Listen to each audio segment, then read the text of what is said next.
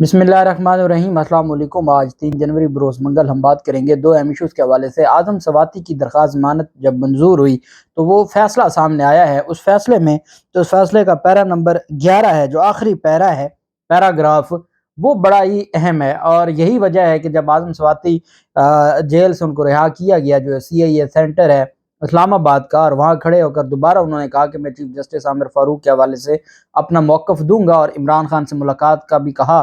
तो ये मामला क्या है? और उनकी ज़मानत मनसूखी का लाइसेंस FIA को दे दिया है चीफ जस्टिस आमिर फ़ारूक साहब ने।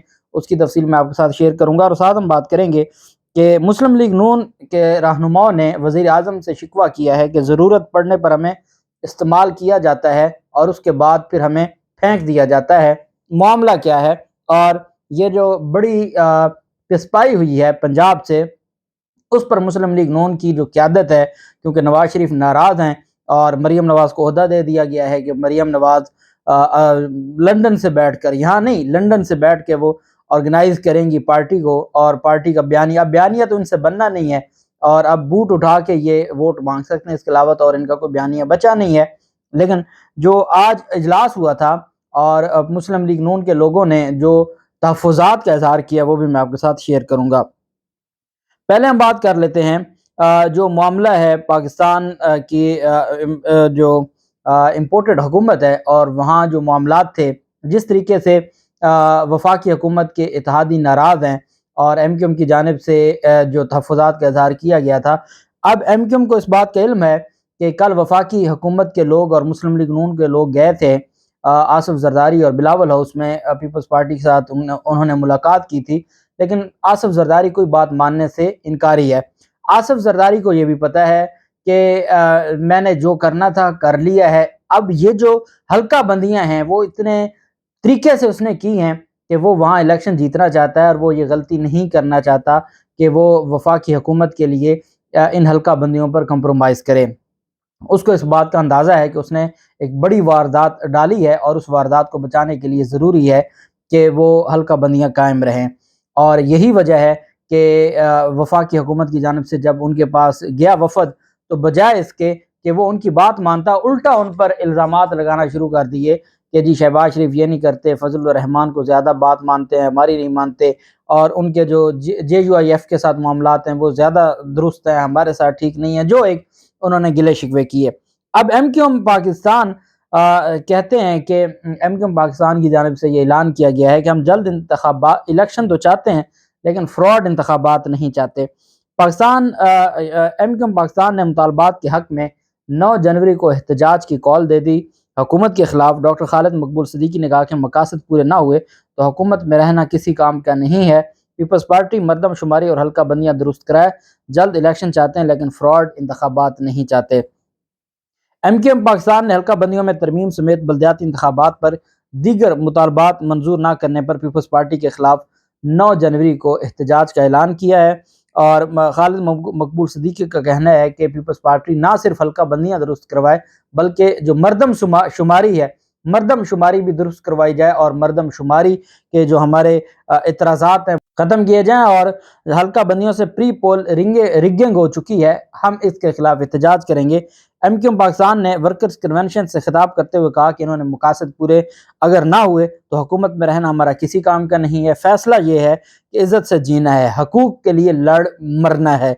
MQM के साथ इतना जुल्म हुआ है कि किसी और के साथ होता तो ख़त्म हो जाता। अब चूंकि इनके कारकुन भी वही जो चंद एक बच्चे हैं, तो वो कारकुन भी वही हैं जैसे फजलुर रहमान के कारकुनान हैं, या जैसे जियो भुट्टो वाले हैं, कि वो जो आप कहते रहें वो चुप करके सुनते रहेंगे। नहीं तो अगर कोई वहां पर बाज़मीर हो और वो आपसे पूछे कि आपने कौन सी जंग लड़ी है, आपने कौन सा तीर मारा है, कौन सा आप इनकलाब लेकर आए हैं, आप इमरान खान के साथ रहे तो आप 3.5 साल उसको ब्लैकमेल करते रहे, और उसके बाद इमरान खान को छोड़ के आप किसी के कहने पर यहाँ आए, और यहाँ आके आप अब कहते हैं जी कि हम वफाकी हुकूमत को छोड़ देंगे।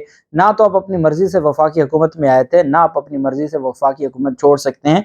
आपकी जो टोटल औकात है वो इतनी है कि बस आप धमकियां देते रहें।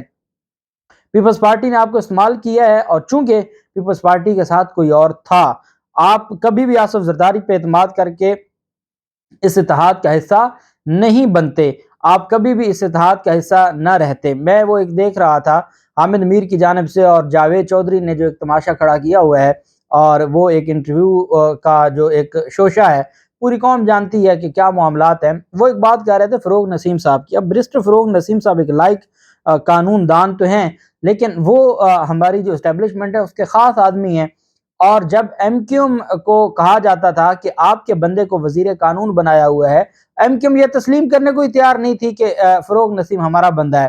کیوں؟ اس کی وجہ یہی ہے کہ فروغ نسیم ان کو پتا تھا کہ ہمارا بندہ نہیں ہے۔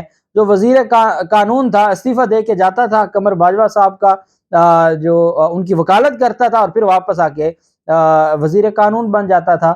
تو وہ تو سب کو پتہ ہے۔ اب حامد میر پتہ نہیں کس کو بے وقوف بنانا چاہتے ہیں، قوم تو ساری چیزیں جانتی ہے۔ بہرحال پنجاب اور خیبر پختونخوا میں جلد دکانیں بند کرنے کا جو فیصلہ تھا، پنجاب اور خیبر پختونخوا نے وفاق کے اس فیصلے کو مسترد کر دیا ہے۔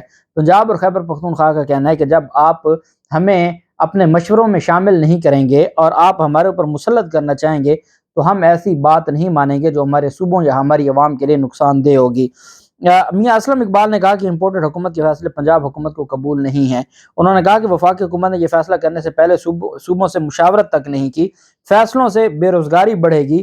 خیبر پختونخوا حکومت کے ترجمان برسٹر سیف نے کہا کہ وفاقی حکومت نے توانائی بچت کے فیصلوں پر مشاورت ہی نہیں کی۔ انہوں نے کہا کہ پالیسی پر عمل درآمد کے حوالے سے ہم تاحال کوئی فیصلہ نہیں کیا، لیکن ہم اس طریقے سے ون سائیڈڈ اگر آپ فیصلے کریں، اسلام آباد میں 27 کلومیٹر کی حکومت بیٹھ کر فیصلے کرے، اور آپ توانائی کے معاملات تو بل بھی تو ہم ہی دیتے ہیں نا، کوئی 27 کلومیٹر کی تو نہیں نا، جو وہاں پہ رہنے والے آپ کے شہری ہیں وہی سارا بل دیتے ہیں، تو وہ تو پنجاب کے لوگ دیتے ہیں، خیبر پختونخوا کے لوگ دیتے ہیں، اور سب سے زیادہ بل تو پنجاب کے لوگ دیتے ہیں۔ ابھی بھی کراچی کے کئی علاقے وہاں بل ہی نہیں دیا جاتا، سندھ میں اندرون سندھ میں بل کوئی نہیں دیتا، بلوچستان میں بل کوئی نہیں دیتا۔ تو یہ آپ کہیں کہ جی آپ مشاورت بھی نہ کریں اور پنجاب حکومت آپ کی بات مان لے، تو یہ میرے خیال میں ویسے ہی درست نہیں ہے۔ اور یہ جو فیصلہ ہے پاکستان تحریک انصاف کی حکومت کا کہ 8 بجے سے تو شہروں میں تو کام ہی شام کے بعد شروع ہوتا ہے، تو 8 بجے آپ دکانیں بند کر دیں گے۔ اسلام آباد کا انوائرمنٹ کچھ اور ہے۔ جب ہم کراچی کی بات کرتے ہیں، لاہور کی بات کرتے ہیں، بڑے شہروں کی بات کرتے ہیں، وہاں تو 11-12 بجے تک رات کو ایک روٹین میٹر ہے، کام چلتا رہتا ہے، تو آپ 8 بجے بند کر کے ان کو، اسلام آباد کو تو اتنا نقصان نہیں پہنچے گا، لیکن آپ ساتھ راولپنڈی کو دیکھ لیں، آپ ساتھ لاہور کو، فیصل آباد کو دیکھ لیں، تو وہ اتنا افورڈ ہی نہیں کر سکتے۔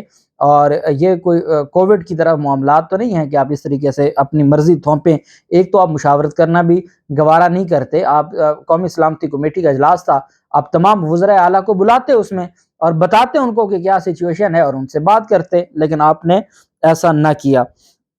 پنجاب اسمبلی میں اعتماد کے ووٹ کا معاملہ، لیگی ارکان اسمبلی نے مرکزی قیادت کے سامنے شکایات کے انبار لگا دیے۔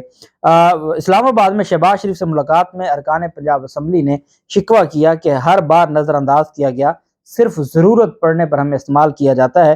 ارکان اسمبلی کا کہنا تھا کہ مہنگائی، معاشی بدحالی سے حلقوں میں عوام کا سامنا ہم نہیں کر پا رہے۔ شہباز شریف نے صوبائی ارکان اسمبلی کے تحفظات دور کرنے کے لیے وفاقی وزراء کی ڈیوٹی لگا دی۔ رانا ثناءاللہ اور خواجہ سعد رفیق کو کہا کہ ان کو کچھ ڈال دیں اور ان کے جو شکایات ہیں وہ دور کی جائیں۔ اب خواجہ سعد رفیق اتنی شکایات دور کرنے والے ہوتے تو کراچی سے کیوں خالی ہاتھ لوٹ آتے؟ تو یہ اب ان لوگوں کو بھی پتہ ہے، پنجاب کے جو ایم پی ایز ہیں ان کو بھی پتہ ہے کہ ان کے ہاتھ کیا آیا ہے، کچھ بھی نہیں آیا۔ 5 سال ہونے والے ہیں، اور پنجاب میں جو مسلم لیگ نون کے تھے ان کے، آپ مریم نواز کو ہی آج آپ نے اپنا چیف آرگنائزر بنایا اور سینئر نائب صدر بنایا۔ مطلب یہ ہے کہ اور آپ کی جماعت میں کوئی ہے ہی نہیں، کوئی ایسا کارکن، کوئی ایسا لیڈر اس قابل ہے ہی نہیں کہ آپ اس کو عہدہ دیں۔ وہی شریف خاندان، وزیر اعلیٰ بنے گا حمزہ شہباز بنے گا، اپوزیشن لیڈر بنے گا حمزہ شہباز بنے گا، وزیر اعظم بنے گا نواز شریف یا شہباز شریف بنے گی، اپوزیشن لیڈر بنے گے شہباز شریف بنے گے، پارٹی کی قیادت کرے گی مریم نواز کرے گی۔ تو یہ جو سارا تماشا ہے، اب آپ کے لوگ یہ بات جانتے ہیں، اور انہوں نے اس بارے میں کہا ہے کہ ہمارے لیے بڑے مشکلات ہیں اور ہمارے اپنے لوگ اعتماد کے ووٹ کے وقت چیزوں کو بہتر طریقے سے نہیں دیکھ رہے۔ بہرحال اعظم سواتی کا جو معاملہ ہے، اعظم سواتی کو جب گرفتار کیا گیا تو گرفتاری کے بعد ان کے ساتھ بہت زیادتیاں ہوتی رہیں اور وہ بہت زیادہ ڈسٹرب بھی تھے، تو ان کی درخواست ضمانت 1 ہفتہ ان کو بلوچستان میں رکھا، پھر وہاں سے بلوچستان ہائی کورٹ نے آئین اور قانون کے مطابق فیصلے دیے۔ پھر سندھ ہائی کورٹ میں معاملہ چلا گیا، سندھ میں یہ لے گئے، اور سندھ میں پھر سندھ ہائی کورٹ کے فیصلے بڑے خوبصورت فیصلے تھے جنہوں نے ریلیف دیا۔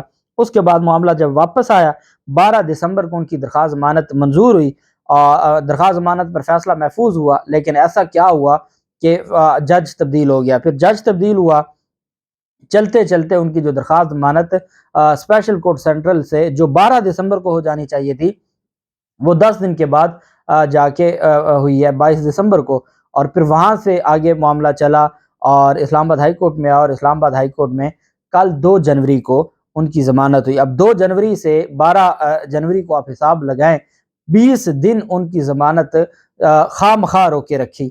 پہلے ان کو اسلام آباد اور بلوچستان اور سندھ میں گھماتے رہے، اور پھر خواہ مخواہ یہ سارا کچھ ہوا، جس پر اس نے الزامات بھی لگائے، خط بھی لکھا، اور پھر وہ خط واپس بھی دلوایا گیا، سارے معاملات۔ اب آنریبل چیف جسٹس عامر فاروق صاحب کہتے ہیں، آخری جو پیراگراف ہے کہ needless to observe that in case the petitioner repeats the offense، اگر دوبارہ گستاخی کی، the law shall take its course and the respondents may take an appropriate application for recalling of the instant order، کہ اگر اعظم صفاتی نے دوبارہ اپنا offense repeat کیا، مطلب دوبارہ کوئی ٹویٹ کیا یا کسی کی گستاخی کی، تو اس پر جو رسپونڈنٹس ہے، ایف آئی اے ہے، ان کے پاس حق ہے، اور وفاقی حکومت کے پاس حق ہے کہ وہ درخواست دے کہ میرا جو یہ آرڈر ہے اس کو ریکال کروا لیں اور ان کی ضمانت منسوخ کروا دیں۔ میں بطور قانون کا طالب علم پاکستان کی تاریخ میں ایسے فیصلے نہیں دیکھے کہ آپ ضمانت میں ہی آپشن دے رہے ہیں کہ آپ ان کی جو ضمانت ہے اس کو آپ منسوخ بھی کروا سکتے ہیں۔ ضمانت آپ نے میرٹ کے اوپر دی ہے، تو میرٹ کے اوپر یہ کہنا، تو اس طرح پھر ہر قتل کے ملزم کو جب ضمانت دی جائے گی تو نیچے لکھا جائے گا کہ جو ملزم ہے اس کی ضمانت ایسے منسوخ ہوگی، یا کوئی بھی چھوٹی چوری کا کوئی ملزم ہے، یہاں تو کیس ہی کوئی نہیں تھا، لیکن بدقسمتی یہ ہے کہ ہمارا جو نظام ہے وہ پہلے ہی آپشن دے رہا ہوتا ہے۔ اب اگر کسی نے کوئی غلط کام کیا ہے تو اس کیس میں، ایک کیس ہے اس میں اس کے اوپر الزام نہیں بنتا، تبھی تو آپ نے ضمانت دی ہے۔ اب اگر اس نے کوئی آگے جا کے قتل کیا تو وہ اس کیس میں تو پکڑا جائے گا، یہاں جب اس کے خلاف کوئی الزام نہیں لگتا تھا تو یہ تو نہیں نا جس میں الزام نہیں لگتا اس میں بھی آپ پکڑ لیں اور آپ بیل میں نیچے لکھ دیں کہ اس ضمانت کو آپ منسوخ کروا دیں گے۔ یہ کوئی درست معاملہ نہیں ہے۔ اعظم صفاتی کو جب رہا کیا گیا وہ بڑے دکھی تھے، اور انہوں نے کہا ہے کہ وہ چیف جسٹس عامر فاروق صاحب کے حوالے سے جو ان کا ایک سٹیٹمنٹ ہے اور خط کے حوالے سے وہ عمران خان سے ملاقات کریں گے، اور انہوں نے کہا ہے کہ عمران خان ہمارا ایک بہادر لیڈر ہے جس نے گولیاں کھائیں لیکن وہ اپنے موقف پر ڈٹا رہا۔ میں عمران خان کے ساتھ ہوں، میں عمران خان سے ملاقات کر کے اپنا اگلا لائحہ عمل دوں گا، اور انہوں نے کہا عامر فاروق جسٹس کے حوالے سے میں اپنا جو سٹیٹمنٹ ہے وہ بھی میں جاری کروں گا۔ دیکھتے ہیں کیا ہوتا ہے، جو بھی تفصیلات ہوں گی آپ کے ساتھ شیئر کرتے رہیں گے۔ اللہ پاک پاکستان کا حامی و ناصر ہو۔ بہت شکریہ۔ اللہ حافظ۔ پاکستان زندہ باد۔